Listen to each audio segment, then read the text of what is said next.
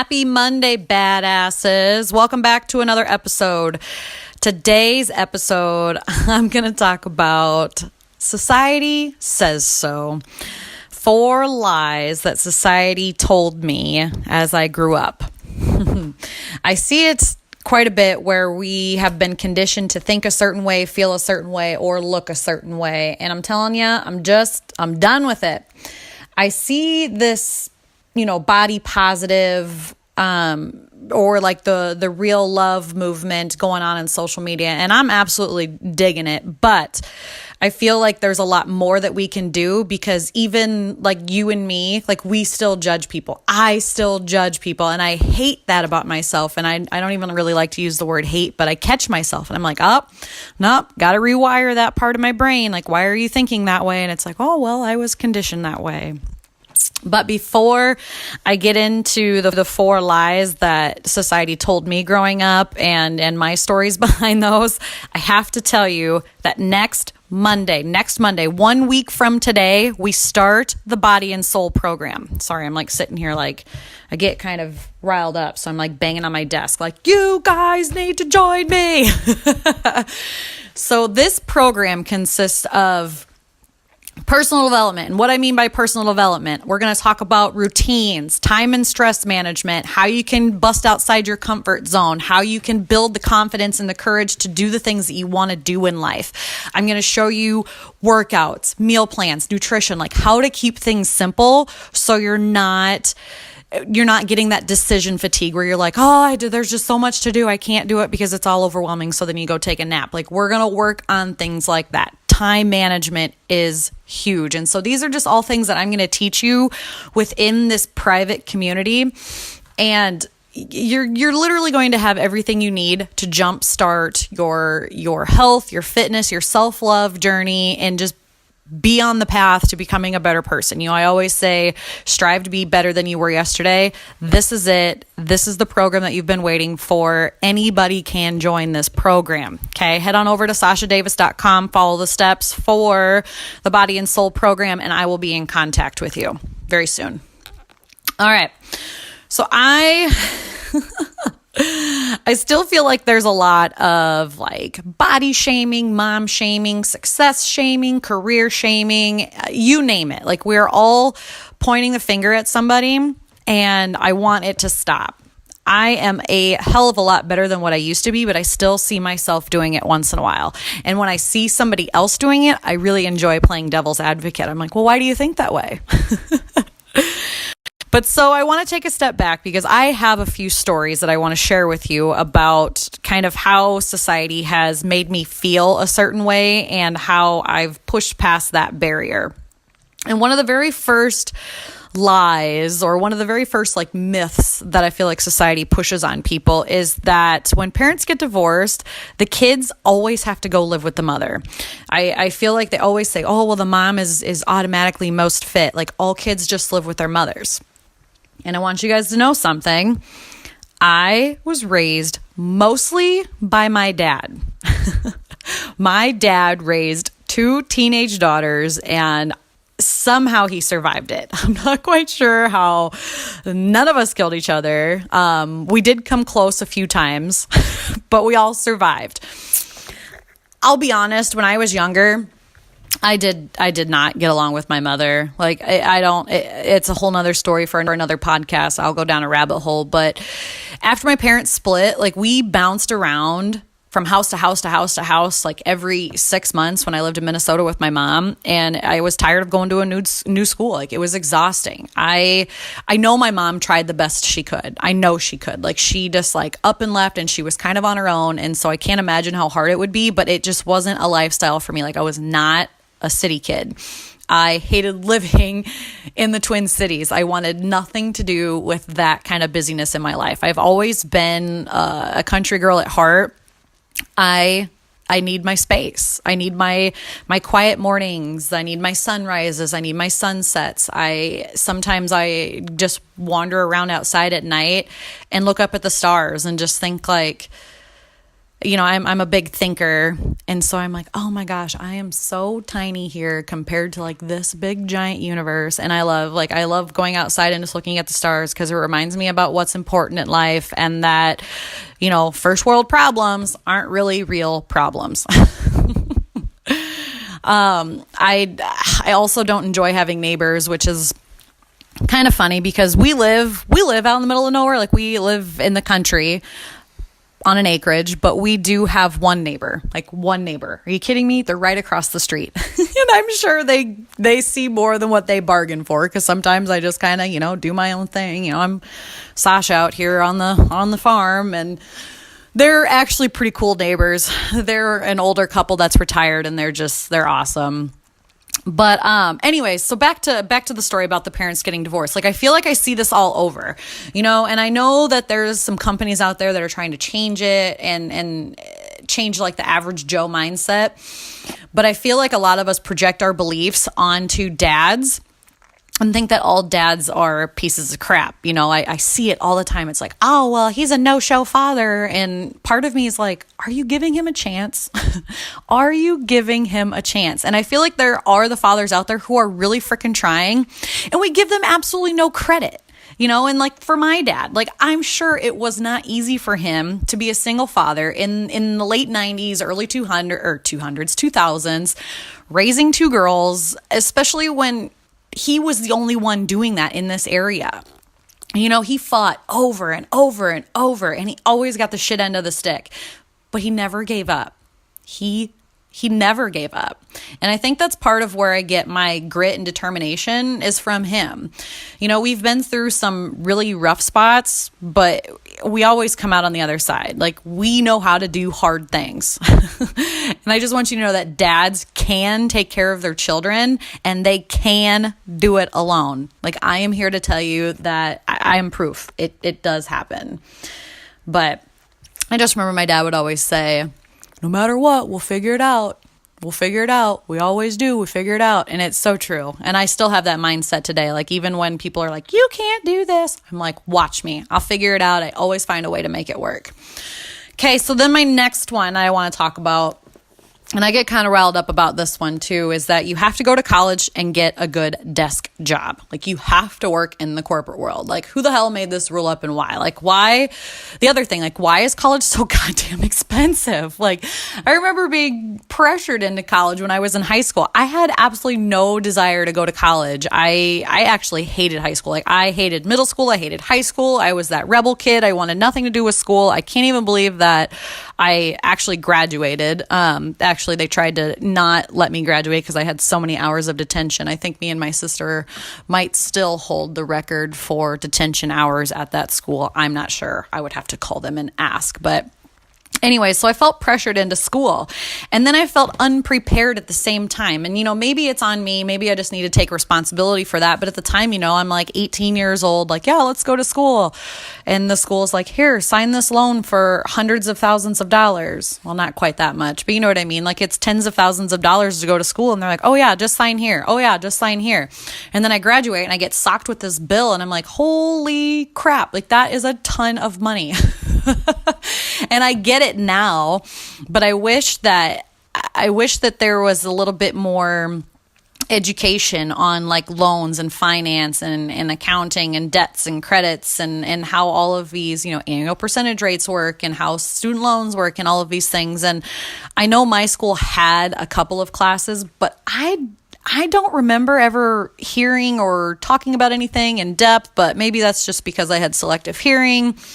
I don't really know. I'm not a freaking doctor. I'm not a scientist or anything fancy, but I know that there has to be another way of doing things. I just feel like maybe we should educate high schoolers on the amount of money that it costs to go to school and expanding our career options. I feel like we all say, oh, you have to go to college, you have to go to college, you have to go to college. Okay, well, if everybody goes to college, then who's working these manufacturing jobs? Who's, which can be a good job. I mean, I was in the manufacturing world, and don't get me started on that either, because I feel like they can treat their employees a hell of a lot better. But who's out there, I feel like every time we say go to college, you're devaluing these other jobs that are crucial to our economy running smoothly, And so I just want there to be more education on the options that you have, and that college isn't the only answer, and that you don't have to go to college to make good money. You don't. There's other things out there that you can do. You can, sell something. You can start your own business. You can, move up the ladder in one of these corporations. There's tons of things you can do, and I do think I think education is important. But honestly, I feel like I learned more on doing my own research and education than I ever did in college, which is sad to say, but I've read more books since graduating college than I ever did in college. I don't know if I ever really opened a book. I really enjoyed my psych classes, but the rest of it was just kind of for the birds. They make you take certain things so that you're a well-rounded student. Okay. So then I get this corporate job, right? I checked all the boxes. I had the debt, I had the corporate job, I had the husband, I had the house, I had the baby, I had all these things, but I was still miserable. I felt like I just worked myself to the bone. I felt like I was always helping others. I had absolutely no time for myself. And to deal with the stress of it all, I drank a lot. I smoked a lot. Like, those were my go-to stress relievers. I knew that it was time for a change. And so at this point in my life, I took full responsibility. Maybe I didn't take full responsibility prior to this, but now I have taken full responsibility for my decisions, for my actions, and I decided to educate myself on how I can be better, do better, and find a life and create a life that I love. That I did not. You do not have to follow the crowd. You don't. You don't have to be a sheep just following the crowd like, this is what everybody says I'm supposed to do. Like, there's a scenic route, and it is so much more fun and abundant. And I'm so glad that I just opened my mind up to the possibilities that are out there, because now I see possibilities and opportunities everywhere. And sometimes I have to shield them away. I get shiny object syndrome, because I'm like, I could do this, and I could do this, and I could do this. So anyways, my next one that I feel I get really fired up about this one too. And I just had an instance about a month ago, and it's so hard for me to bite my tongue when I see a mom say this to her daughter. And that is that you need to marry a rich guy.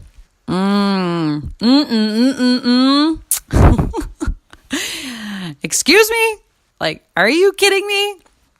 How about you can make your own damn money? You do not need a guy to make money for you. You do not need a rich guy in order to have a happy life or a successful life.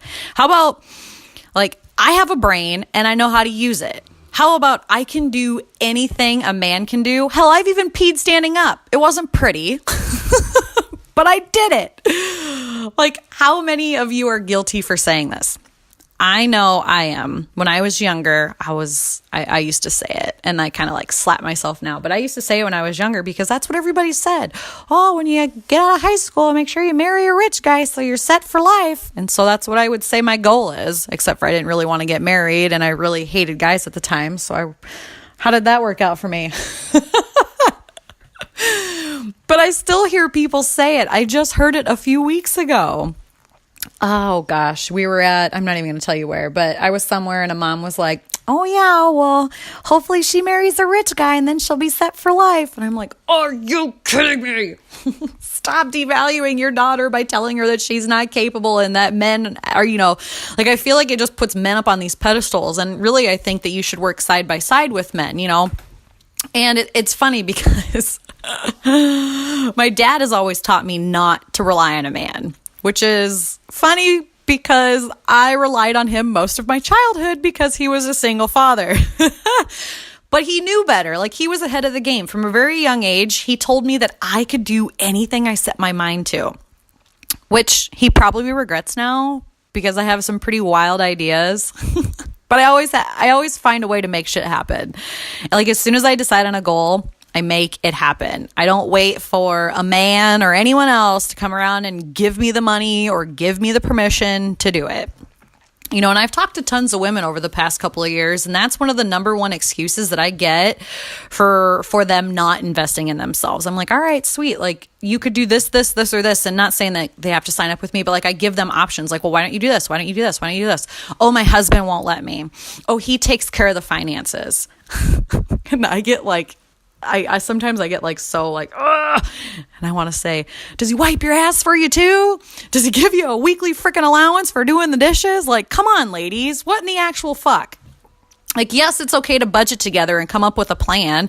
I'm game for you guys working together. Like, grab each other's hands, sit down, do what you need to do together. Not one of you is above the other, but together. So don't sit there and tell me, you know, that that your husband does whatever he wants, because that's what they always say. I'm like, what does your husband do? Oh, well, he does whatever he wants. Like, he doesn't ask for permission.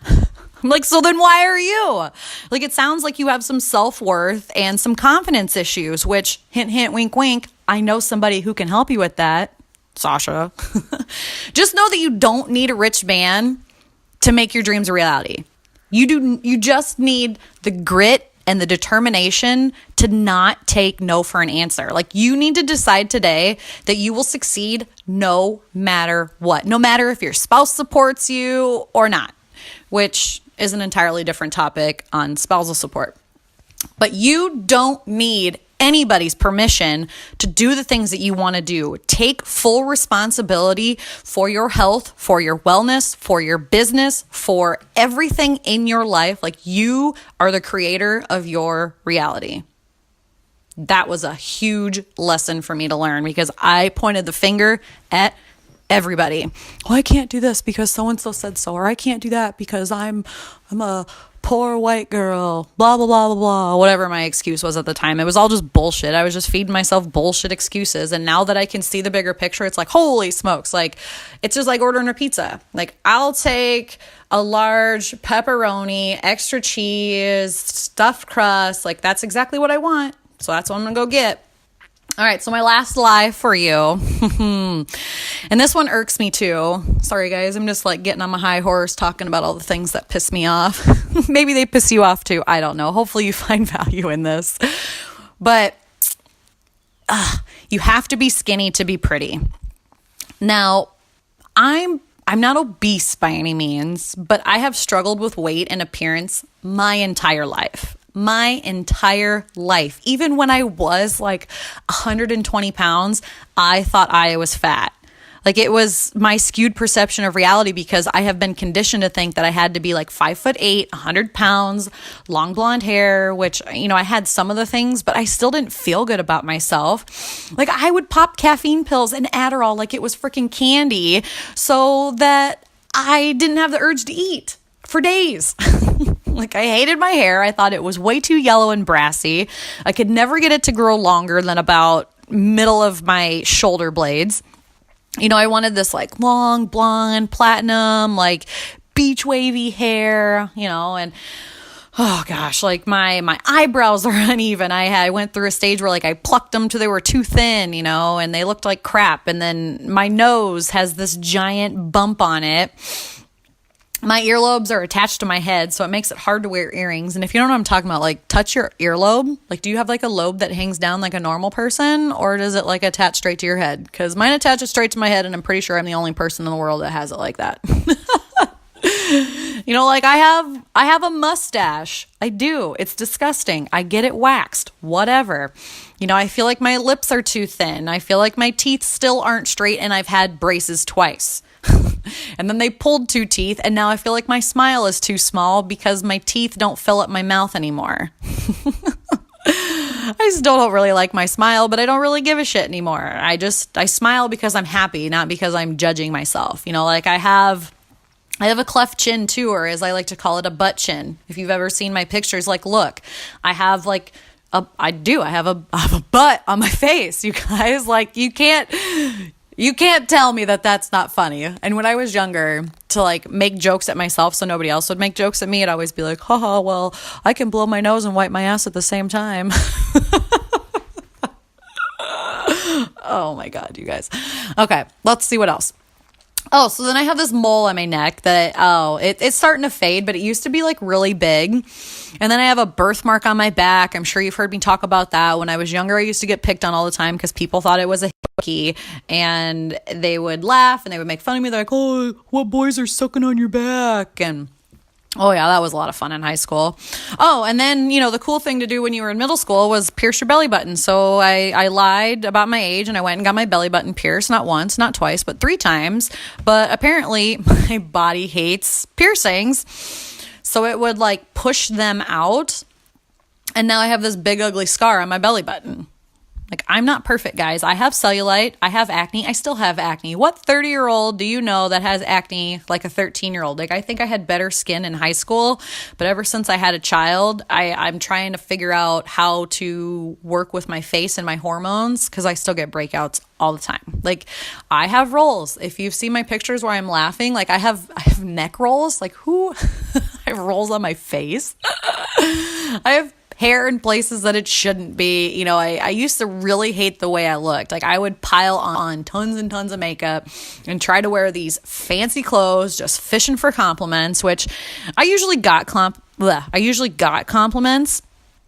but the joy would only last for a minute or two, and then I'd be back into, oh, well, they were just saying that because they feel bad for me.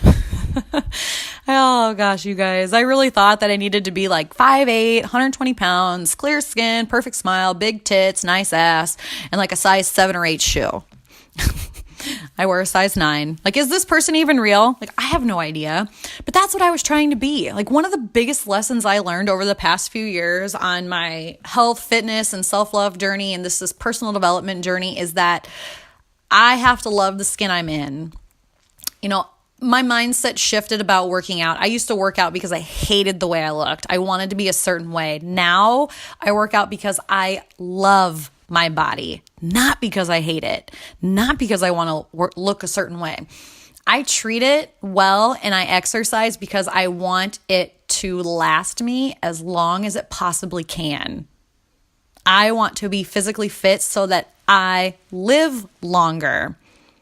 And I no longer diet. I used to diet because I wanted to be a certain weight. I no longer starve myself. I no longer go on crash diets or pop diet pills or any of that stuff. Instead, I changed my nutrition and I put like whole foods into my body, things that are nutritious, because I want to fuel my body. Because again, it makes me feel good and I want to live a long freaking time.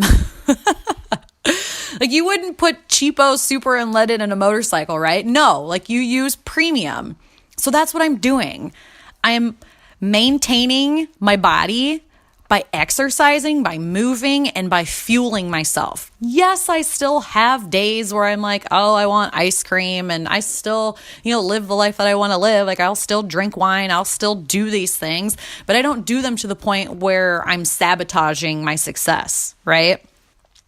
So I feel like this has just been a huge game changer for me, and it's just an alignment with how I want to feel, which is good. I want to feel good.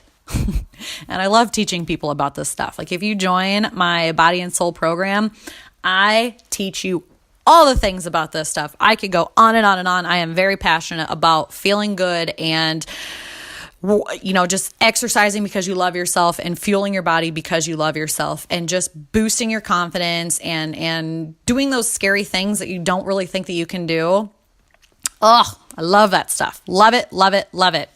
All right. So listen, guys, not every day is perfect, but I keep showing up and doing the best I can with what I have. I've learned not to accept what society thinks I need, not what they say I should do, right? But how I want to be and how I want to feel. I've learned that diversity is a beautiful thing. Like, I've learned to love myself for who I am, the past, the present, and what I will be in the future. I don't dwell in the past anymore. I've learned from it, and I'm a better person today because of all the shit that I've gone through. I've taught myself to stop giving up on myself and to push through any tough time that I may be having. Like, I was made to do hard things. I was made to show others that they can do hard things.